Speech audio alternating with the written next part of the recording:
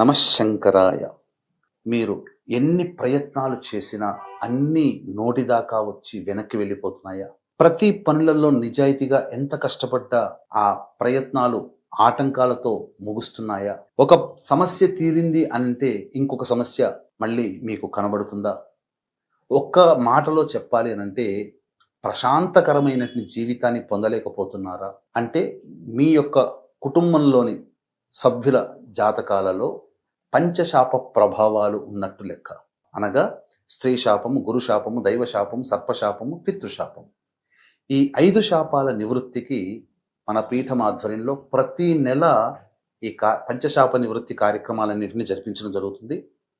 ఈ నెల 23వ తారీఖు పితృదేవతా నక్షత్రం మఖా నక్షత్రం ఆ రోజున జరపబడుతున్నాయి కాబట్టి 21వ తారీఖు లోపల మీరు గోత్రనామాదులు నమోదు చేసుకొని స్వయంగా రాలేకపోతే బ్రాహ్మణుని కర్తగా పెట్టైనా చేయించడం జరుగుతుంది.